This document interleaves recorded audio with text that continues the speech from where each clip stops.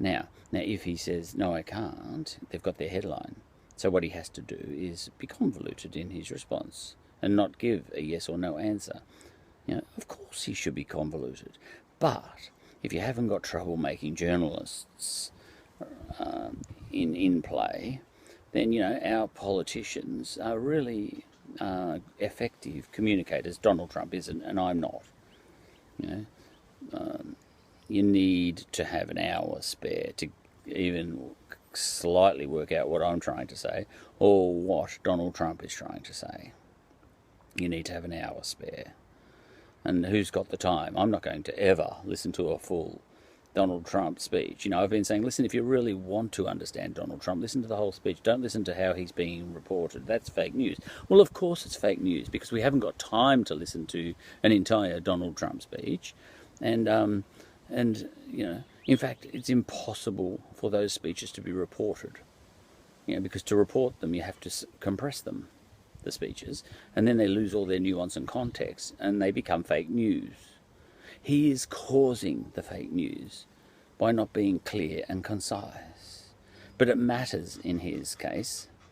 He's an effective communicator in that he is entertaining to his own base and they're willing to listen to his speeches. But he's an ineffective communicator and he causes fake news because he's unsummarizable. Now, that's a problem when you're the President of the United States of America, but it's not a problem when you're sitting in your garden talking to nobody. We'll talk about the fairies in a second. Okay, so we've got all these different people on social media and everything else for all sorts of reasons. Some of them lovely, some of them noble, like that chemistry teacher and my goddaughter, as she is. Some of them lovely, like my family playing in the snow yesterday. Some of them are just shouting at each other. They're the noisy ones, and they're kind of the ones that I usually notice. They're the ones that are keeping me off social media. The opinionated ones, And then, look, I'll just finish off as to, what I'm on about. But firstly, this YouTube thing is not about me. Believe it or not. I rarely talk about what I think. And the funny thing is it's not about you either. It's not a giving thing. And it's not even a taking thing. This might sound odd, but I've been developing this idea for a long, long time. Through all my podcasts, hundreds and hundreds of episodes of podcasts, I've been developing a style for myself. And I could summarize it, and I think I've had this thought before. Now I'm on YouTube. It's creating fairies. I have no aim. And no one will ever get to this, but this is 20 minutes already, I can see on my phone. This episode's 20 minutes, so no one will ever hear this comment coming up, which is fine. Maybe one person. But quite likely, no views. Which is what I'm aiming for, and this brings me to where this episode wants to go. That yes, there are all those other motivations, if you like, that I mentioned before for putting things in the public domain. But I find some joy in creating fairies with my YouTube episodes and my podcasts before that. The ideas I'm putting forward, exist for their own sake. They're not to make the world a better place. They're not for me to transmit what I think. They're not for you to learn anything. They're not. And look, sometimes I do like to entertain, so I am like that. I do like to entertain. It doesn't matter whether I am entertaining or not, but I enjoy the idea of being entertaining. Even I've got daughter running past. Yep, she's busy. Checking on her chickens.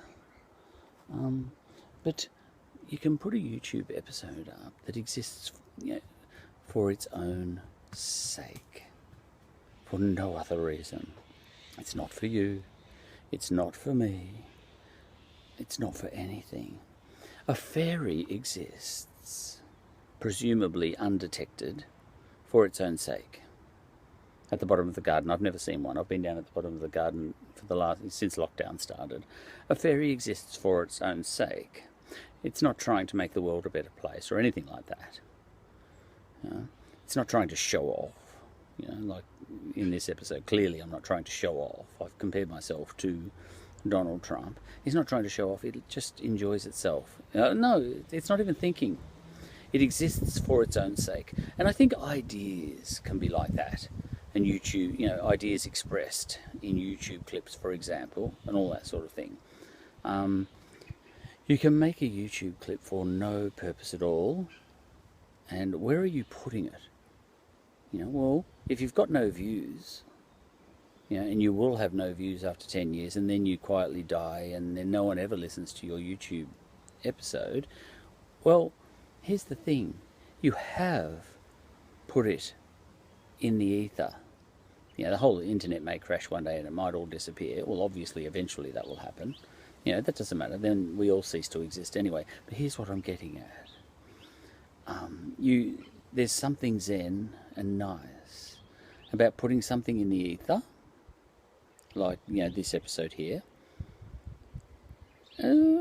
fairly well knowing that no one will ever listen to it, and knowing that you won't ever listen to it. But what you've done in doing that is you've created a fairy that exists for its own sake, not to educate anyone, not even to entertain anyone on this occasion. Not as some sort of selfie, because you can take selfies of your own ideas. It doesn't have to be your face, and not even to give across your own ideas. A lot of YouTube clips I make are not my own ideas, and often it is the case that I don't even agree with what I'm saying. I'm putting ideas into the ether, and I enjoy the fact that they are in the ether, much in the same way as I might enjoy the idea that there might be fairies at the bottom of the garden that nobody's ever detected. So I've got ideas that are in the ether that will never be detected. It's like someone you meet in your own dream. That person did exist. Did exist.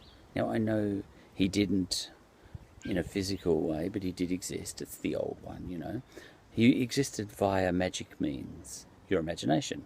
But then again, people in real life exist by magic means too, because we don't know the physics of the Big Bang. We don't know how we got here. So it's all magic. So, which one's more magic?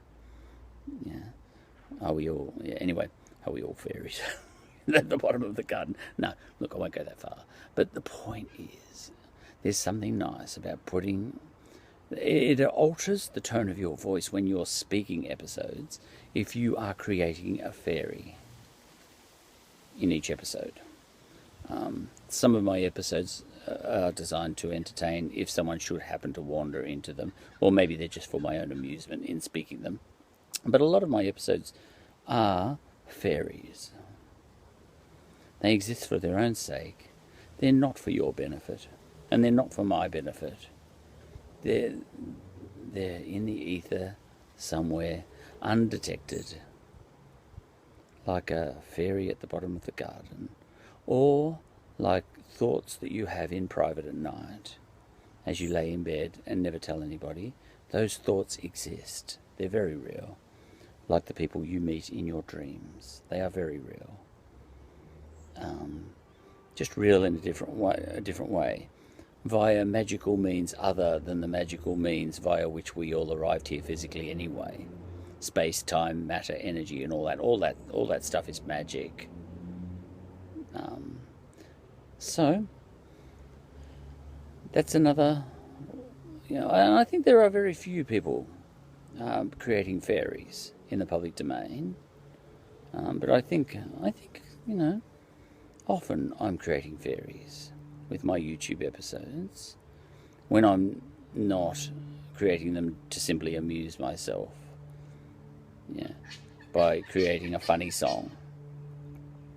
That's the end of this episode, which has been one of my favourites. It's called Creating Fairies.